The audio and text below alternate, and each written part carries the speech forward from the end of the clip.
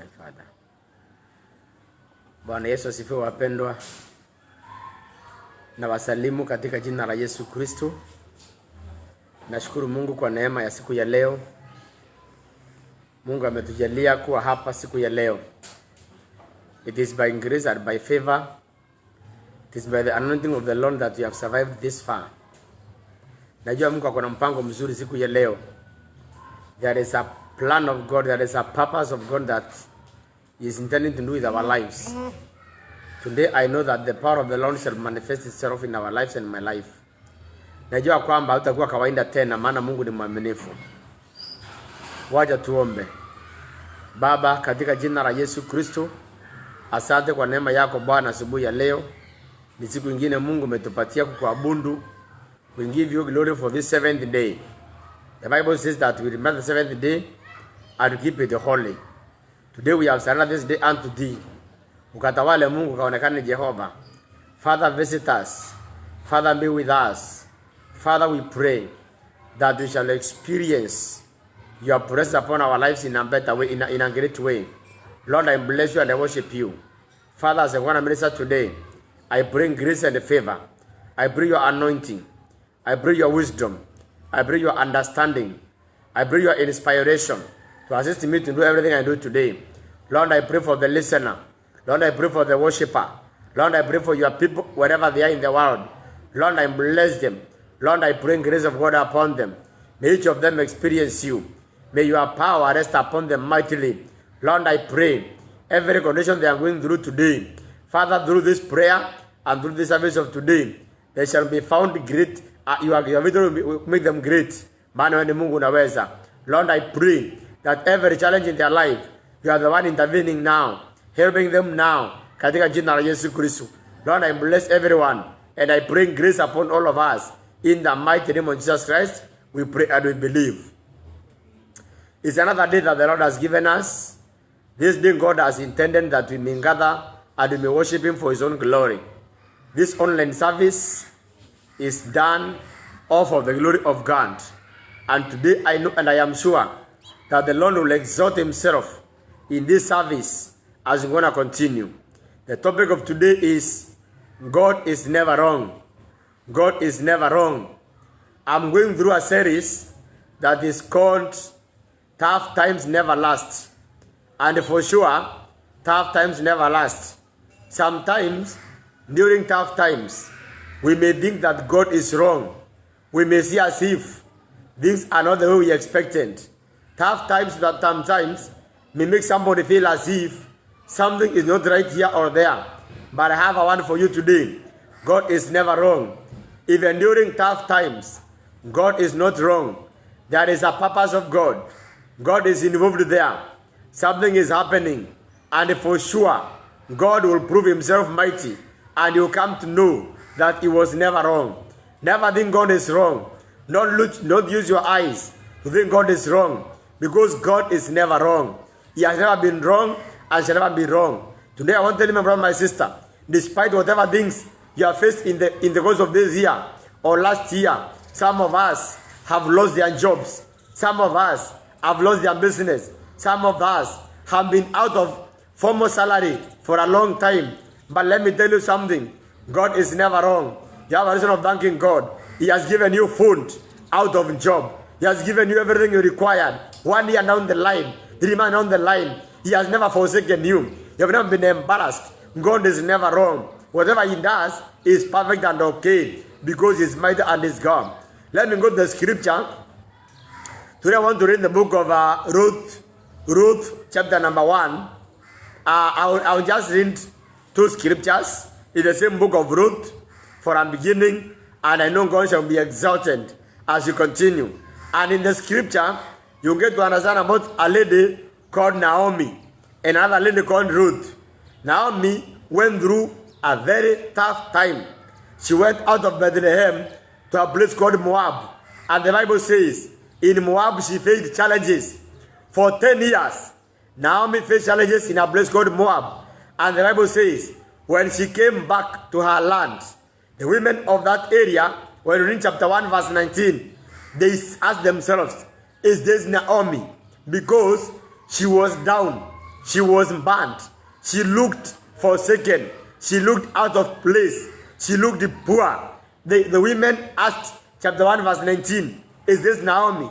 And when you go ahead and read chapter 4, verse 14, the same women came again singing and saying, blessed is Naomi, because God had changed every condition. God had changed every circumstance. They sang and said, Naomi is blessed. Chapter 4, verse 14, because they had already seen what God was doing. Let me go to the scripture. Let me read the first of all, Ruth chapter 1, verse 3 to verse 5. Ruth 1, verse 3 to verse number 5. The Bible says, and Elimelech, Naomi's husband, died, and she was left and her 2 sons. And they took them wives of the women of Moab. The name of one was Orpah, the name of the other was Ruth. And they dwelt there about 10 years. Verse 5, and Mahlon and Chilion died, also both of them. And the woman was left of her 2 sons and her husband. Let me jump right in verse 21. Verse 21, the Bible says, I went out full, and the Lord has brought me back home empty. Why then call ye me Naomi, seeing the Lord has testified against me, and the Almighty hath afflicted me? Let me go ahead and read chapter 4, the same book, in chapter 4, verse number 13 to 17. Chapter 4, verse 13, the Bible says, so Boaz took Ruth, and she was his wife. And when he went into her, the Lord gave her conception, and she bare a son. And the woman said unto Naomi, the women said unto Naomi, blessed be the Lord, which hath not left thee this day without a kinsman, that his name may be famous in Israel. Verse 15 na ya mwisho. No, nitaendelea hapo mbele kidogo. And he shall be unto thee a restorer of thy life, and a restorer of thine old age, for thy daughter-in-law, which loveth thee, which is better to thee than 7 sons, had borne him. And Naomi took the child, and laid it in her bosom, and became nurse unto it. Verse 17. And the women, her neighbors, gave it a name, saying, there is a son born of Naomi, and they called his name Obed. He is the father of Jesse, the father of David. May the Lord bless his word in Jesus' name. We have read a scripture that I am talking about earlier. Naomi life changing. Naomi life becoming better. Naomi life having 2 seasons. One season of toughness, another season of blessings. In Naomi's life, somebody could have thought the 10 years he stayed in Moab that God was wrong. But I have one for you today. God was never wrong. God is never wrong. Naomi went there, and he survived there, and he came back for the glory of God. And God restored her 100-fold, because God is never wrong. When you read the Bible, you have somebody called Moses. Moses was an exile.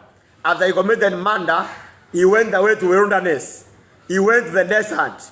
He was an exile. He was an outlaw. He ran away. He was chased away because he was unwanted by the government of the land.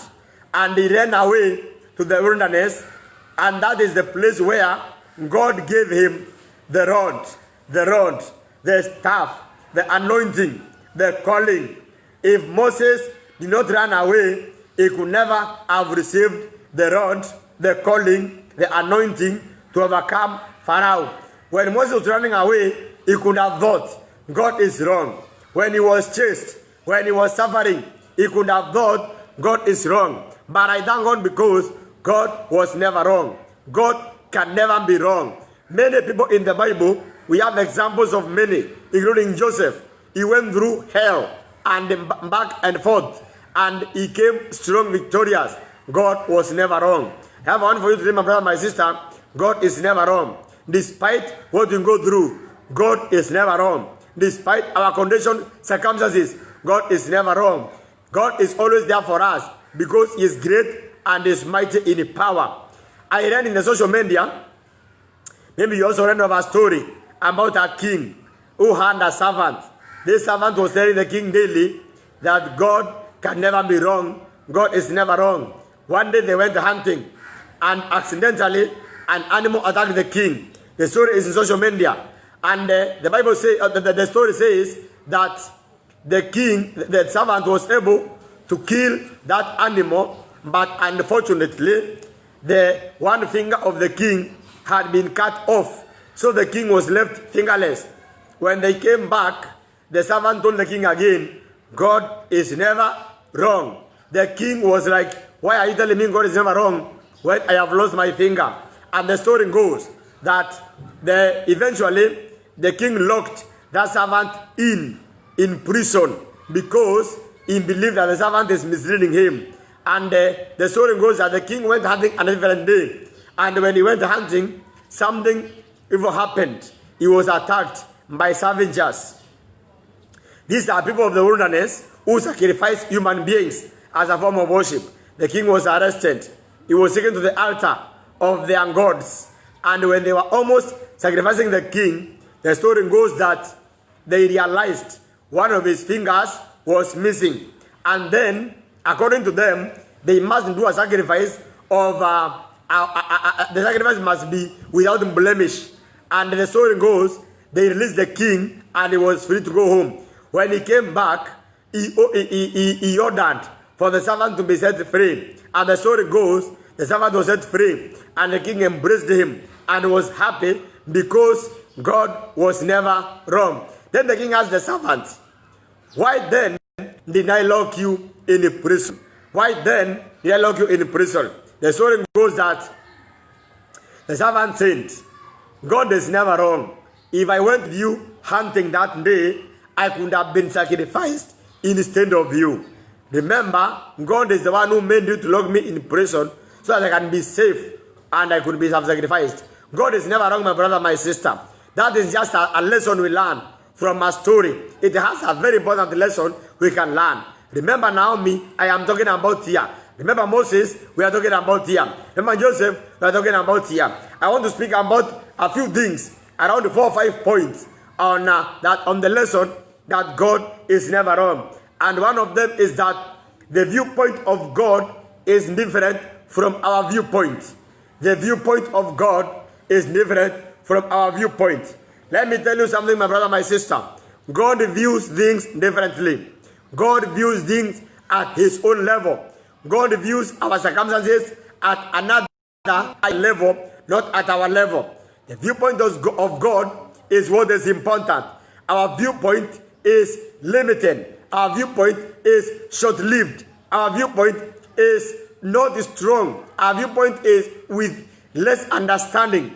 But the viewpoint of God is with full of knowledge, full of understanding, full of everything. In our circumstances, God views us differently.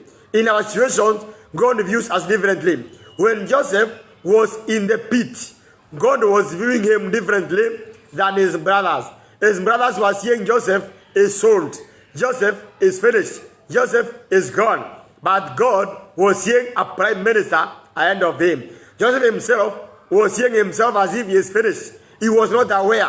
When he was a slave, he was not aware. But glory be to God, his viewpoint was different. When we read Isaiah chapter 55, verse 8 to 9, the Bible says, my thoughts are not your thoughts, and my ways are not your ways. The viewpoint of God is not our viewpoint, unless when we are spiritual. Let us try as much as possible to be spiritual. The viewpoint of God is what we need. When we use God's viewpoint, we can never go wrong. God's viewpoint sees you and blessed the person, and blessed the lady, and blessed the person. You may be in hospital bed right now, but the viewpoint of God is not seeing you dead. It is seeing you and blessed the person. You may be broke no coin in your pocket. You may be lacking a job. But let me say this, God's viewpoint is very different. He is seeing a mighty man of valor. Remember Gideon, he was hiding. His property had been stolen. His harvest has been stolen. But the viewpoint of God came upon Gideon and told him, mighty man of valor. You are a mighty man of valor in the mighty name of Jesus Christ. You are not a person who you see yourself to be. You are a person who God sees you to be. You are not a person who people see you to be, but you are a person whom God see you to be. You are not a person who your job is dictating to, but you are a person whom God is talking about. God's viewpoint is what we need. That is what I pray in our lives. I pray that our eyes may be opened to have the viewpoint of God in our situations. There is a time a man was blind. This man was called Gehazi.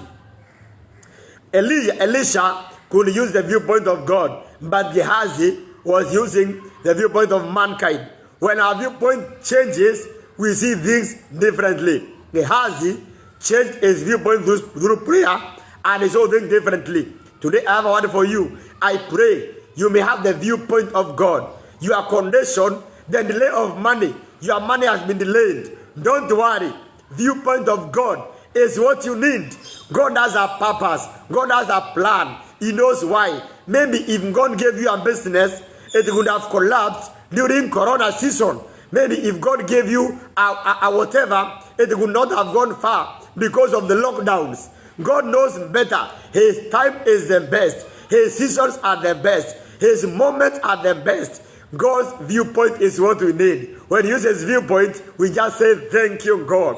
I know your time is the best, and I will never be down. The second thing I want to speak about is some pain are not intended to destroy us. Some pains are not intended to destroy us. Hallelujah. There are pains we go through in life sometimes, and those pains are not intended to destroy us. They are good for us. They are important for us. Some things that happen which are not good according to our understanding, we may not know, but God knows. Those things we feel painful, even to lose a job, you never know. Whatever things that we say pain, some pains, most of the times, they are not to destroy us, but to make us better. God chastises those who he loves. God chastises those who he loves. I know of many people whom God chastised through tough times, through tough seasons, but eventually they came out victorious. I'm saying this, some pains are not to destroy us, but to make us better. God is never wrong. When you find yourself in a situation, things are not the way you wanted them to be, remember this one statement, God is never wrong. God can never be wrong. As long as God loves you, as long as you love God, and you find yourself in a condition, God is never wrong. I have a message for you, my brother, my sister. Don't worry. Don't fear. Don't think that you will be finished. God is never wrong. That condition, that pain, that circumstance, even your marriage, it is going through a turbulence, a tough season. God is never wrong. Don't think that you married the wrong spouse. No. God had a purpose. That spouse of yours, God knew your DNA, his or her DNA, is important to produce those offspring. Those children of yours are the one God wanted to produce. If you marry a different person, you could get very different children, and that could not happen anyway, because God is never wrong. One thing I'm saying is this, that spouse of yours is a plan of God. Despite the turbulence, despite the challenges in marriage, God is never wrong. He has always been right and will never be wrong. We are the one who are limited in understanding. Our reasoning is just human and carnal and yakimwanadamu. But God is never wrong. Stand with that statement. Thank God for everything. He is never wrong, my brother, my sister. Utajua baadaye kama vile Yusufu alijua baadaye, maana Mungu alimsaidia. Number 3, never depart from the path of God, thinking that you are because things are not working out. Never depart from the path of God, thinking that things are not working out. When you think that things are not working out, they may actually be working out. When you think that things are not going wrong, they may actually not be going wrong. When you think that things are not in your favor, they may actually be in your favor. Never depart from the path of God, thinking that things are not working out. Things work out in the God's way.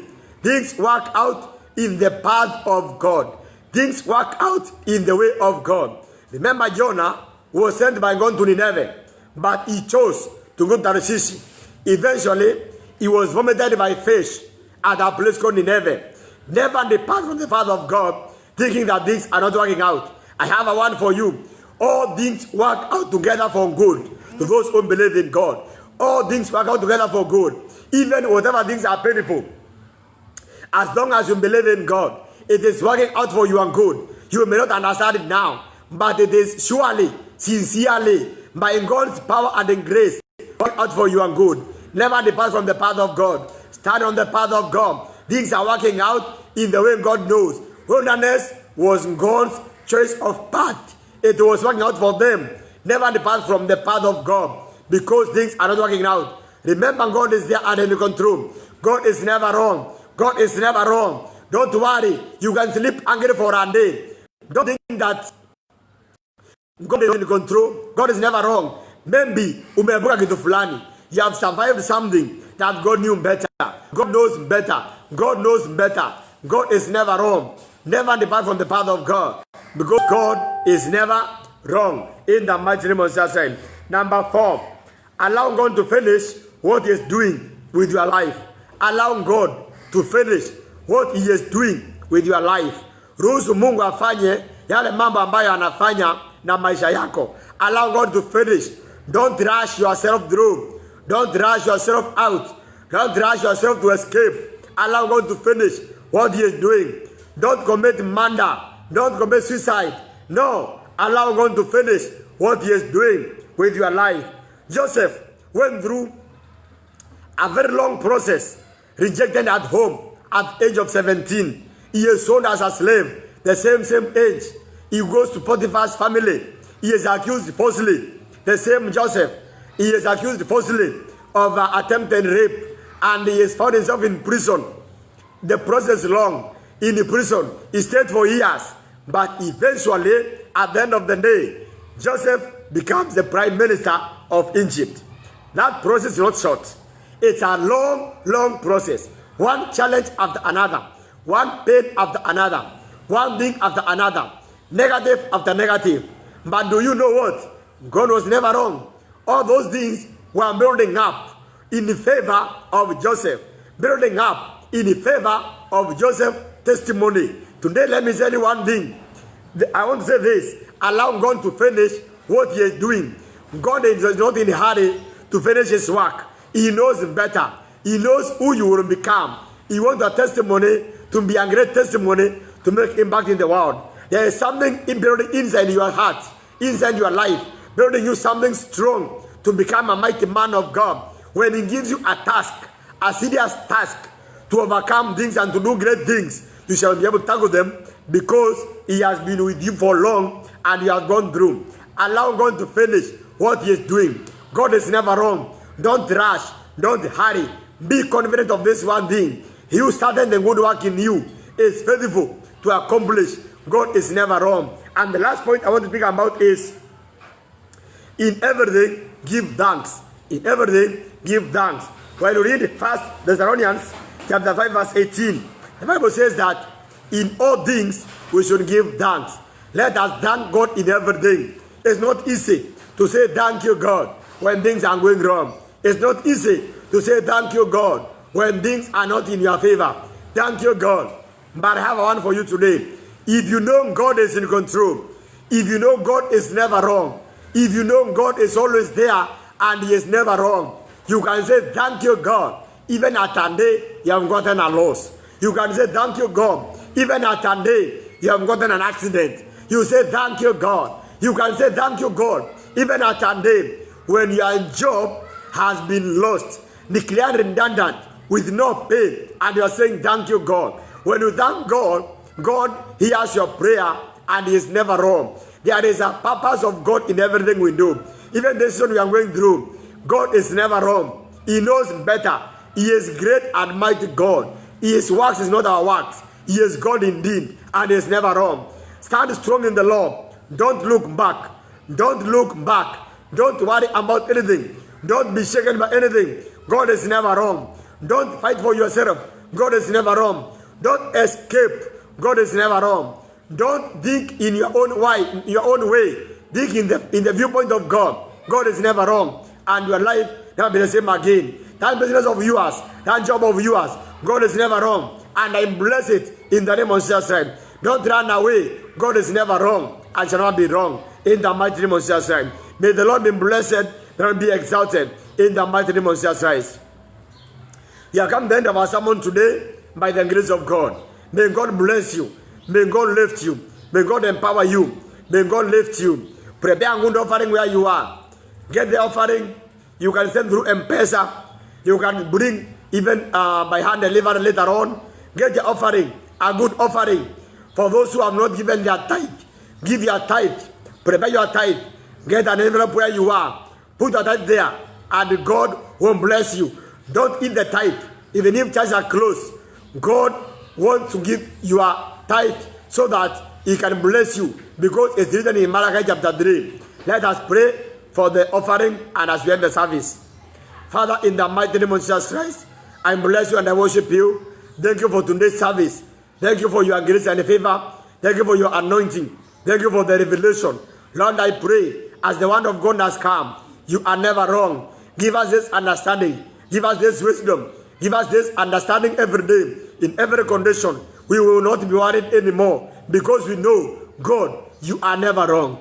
God, you are never wrong. In our lives, you are never wrong. In our conditions, you are never wrong. In that business, you are never wrong. In that family, you are never wrong. You are doing something there. You are letting them, Lord. At least your power, your grace, your anointing, your favor in everything, my Father, in the mighty name of Jesus. That listener, my Lord Almighty, you know their life and their condition.